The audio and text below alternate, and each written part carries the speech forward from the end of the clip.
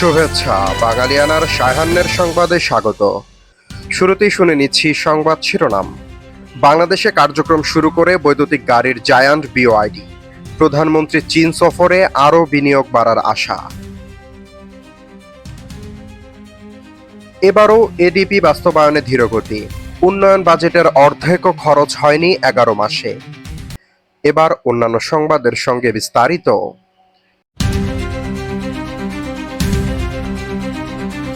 বাংলাদেশ সম্প্রতি বৈদ্যুতিক যানবাহনের জন্য করের পরিমাণ বিপুলভাবে কমিয়েছে। কর রেয়াতের সুবিধা পাবেন আমদানিকারক, উৎপাদক এবং ক্রেতারা। 2026-27 অর্থ বছরের বাজেট প্রস্তাব অনুযায়ী বৈদ্যুতিক যানবাহনের উপর কর 93% পর্যন্ত কমবে। এছাড়া জীবাশ্ম জ্বালানি চালিত গাড়ির উপর বসা কর 132 থেকে 155% উন্নীত হবে। এছাড়া বাংলাদেশের উৎপাদিত বৈদ্যুতিক গাড়ির জন্য 1 পয়সাও কর দিতে হবে না। এ সিদ্ধান্ত বিশ্বের সবচেয়ে বড় বৈদ্যুতিক গাড়ি উৎপাদকের বাংলাদেশ প্রবেশের এক নতুন দুয়ার খুলে দিয়েছে। 2024 সালেই বাংলাদেশে ব্যবসা শুরু করে বিওআইডি।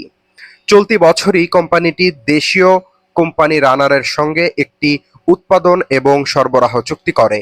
বর্তমানে রানার বিওআইডির আমদানি করা ইভি বিক্রি করে থাকে। এই চুক্তির মধ্যে টেকনোলজি ট্রান্সফারও রয়েছে, যা বাংলাদেশে বৈদ্যুতিক গাড়ি উৎপাদনের ভিত্তি গড়ে তুলতে পারে।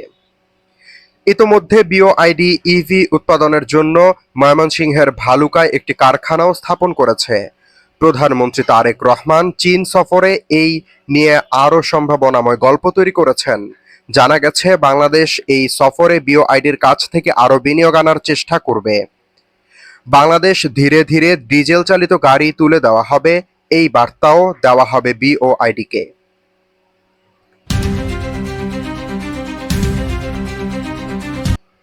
অর্থবছর শেষ হতে বাকি আর মাত্র 4 দিন। অথচ গত মে মাস পর্যন্ত সংশোধিত বার্ষিক উন্নয়ন কর্মসূচি অর্ধেকের বেশি অর্থ ব্যয় করতে পারেনি সরকার। চলতি 2025-26 অর্থ বছরের জুলাই থেকে মে সময়ে এডিপি বাস্তবায়নের হার দাঁড়িয়েছে 48.23%, যা আগের অর্থ বছরের এই সময়ে 49.08%-এর নিচে ছিল। এর মধ্যে দিয়ে 16 বছরের মধ্যে সবচেয়ে ধীরগতির এডিপি বাস্তবায়নের রেকর্ড গড়তে যাচ্ছে চলতি অর্থবছর। আইএমডির তথ্য আলোচনায় দেখা গেছে, গত 1.5 দশকে অর্থবছরের গত 11 মাসে সাধারণ মোট এডিপির 65 থেকে 70% বাস্তবায়িত হয়েছে। অনেক বছর এ হার আরও বেশি ছিল। সেখানে এবার বাস্তবায়ন নেমে এসেছে 50%-এর নিচে। উন্নয়ন ব্যয়ের এই মন্থর গতি শুধু প্রকল্প বাস্তবায়ন নিয়েই তৈরি নয়, সরকারি ব্যয় ব্যবস্থাপনার সক্ষমতা নিয়েও নতুন প্রশ্ন তুলছে। অন্যদিকে মে মাসে বাস্তবায়ন চিত্র চলতি অর্থবছরের ধীরগতির প্রতিফলন ঘটিয়েছে। আইএমডির তথ্য অনুযায়ী 2025-26 অর্থ বছরে মে মাসে এডিপি থেকে ব্যয় হয়েছে 14,248 কোটি টাকা, যা মোট বরাদ্দের 6.82%। আগের অর্থ বছরের একই মাসে ব্যয় হয়েছিল 16,904 কোটি টাকা বা 7.77%। অর্থাৎ অর্থ বছরের শেষ দিকে এসেও মে মাসের বাস্তবায়ন আগের বছরের একই সময়ে তুলনায় পিছিয়ে রয়েছে। আইএমডির হিসাব সংশোধিত এডিপির আকার 2,08,936 কোটি টাকা। এর বিপরীতে মে মাস পর্যন্ত বাস্তবায়ন করেছে 1,07,64 কোটি টাকার প্রকল্প ব্যয়। অর্থাৎ এ বছরের শেষ মাসে এখনো প্রায় 1,08,172 কোটি টাকার উন্নয়ন ব্যয় বাস্তবায়নের চ্যালেঞ্জ রয়ে গেছে।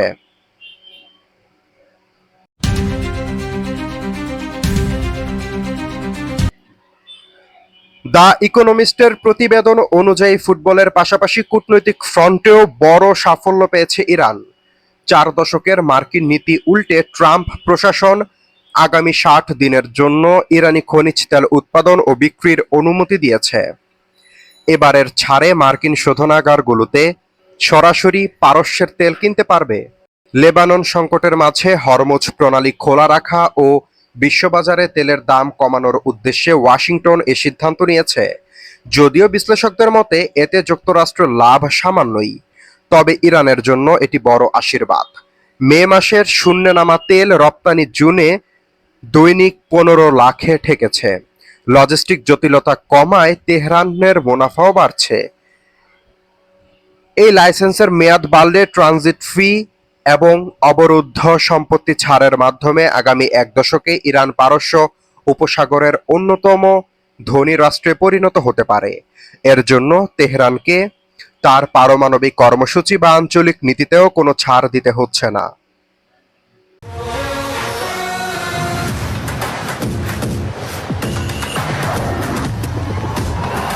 এবার শুনে নিচ্ছি ফিফা বিশ্বকাপের খবর। ফিফা বিশ্বকাপে কুরাসাওকে 2-0 গোলে হারিয়ে নিজেদের ইতিহাসে প্রথমবারের মতো নকআউট পর্বে জায়গা করে নিয়েছেন আইভরি কোস্ট। 3 ম্যাচে 6 পয়েন্ট নিয়ে গ্রুপ রানার্স আপ হয়ে তারা অধরা স্বপ্ন পূরণ করল।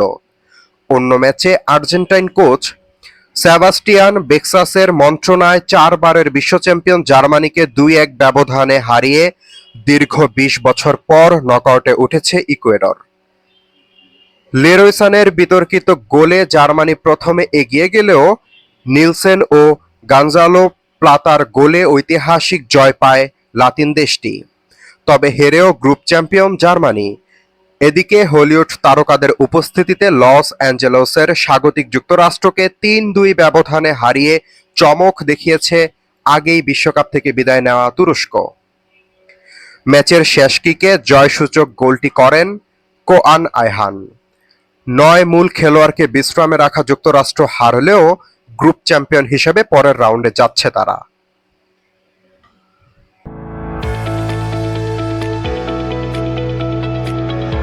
এবার শুনে নিচ্ছি বাঙালিয়ানার বাণিজ্য সংবাদ।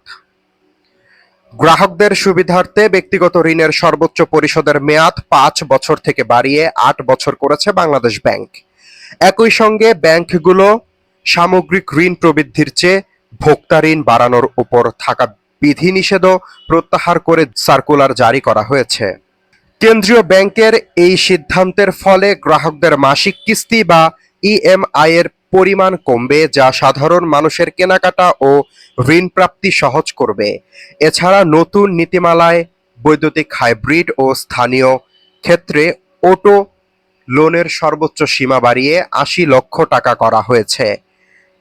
ব্যাংকাররা এই সময় উপযোগী সিদ্ধান্তকে স্বাগত জানিয়ে বলেছেন, এটি মধ্যবিত্তের চাহিদা মেটাবে এবং রিটেল পোর্টফোলিও বাড়াবে।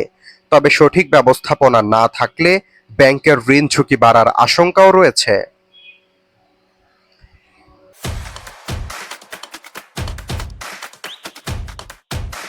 এবার শুনে নিচ্ছি বাঙালিয়ানার ক্রীড়া সংবাদ। চলমান 2026 ফিফা বিশ্বকাপে স্কটল্যান্ডকে 3-0 ব্যবধানে হারিয়ে সি গ্রুপ থেকে চ্যাম্পিয়ন হয়ে নকআউট নিশ্চিত করেছেন ব্রাজিল। তবে সেই ম্যাচে ভিনিসিয়াস জুনিয়রের একটি গোল ভিএআর প্রযুক্তির সাহায্যে বাতিল করা নিয়ে শুরু হয়েছে চরম আলোচনা ও সমালোচনা। ঘটনাটি এতটাই গড়িয়েছে যে বিশ্ব ফুটবলের সর্বোচ্চ নিয়ন্ত্রক সংস্থা ফিফার কাছে আনুষ্ঠানিক প্রতিবাদ পত্র পাঠিয়েছে ব্রাজিলিয়ান ফুটবল কনফেডারেশন। আর নিজেদের দাবির পক্ষে যুক্তি দেখাতে গিয়ে তারা চিরপ্রতিদ্বন্দ্বী আর্জেন্টিনার অধিনায়ক লায়নেল মেসির একটি গোলের উদাহরণ টেনে এনেছে। ব্রাজিলের পক্ষ থেকে ফিফাকে পাঠানো চিঠিতে বলা হয়েছে, টুর্নামেন্ট জুড়ে ভিএআর এর মূল দর্শন ছিল কেবল স্পষ্ট ও সুনির্দিষ্ট ভুল হলেই হস্তক্ষেপ করা, কিন্তু ভিনিসিয়াসের সেই গোল বাতিলের সিদ্ধান্তটি সম্পূর্ণ অপ্রত্যাশিত। এমনকি স্কটিশ খেলোয়াড়রাও মাঠে তাৎক্ষণিক প্রতিক্রিয়ার কোনো ফাউলের দাবি জানাননি। বাঙালিয়ানার সায়াহ্নের সংবাদ শেষ হলো। ধন্যবাদ।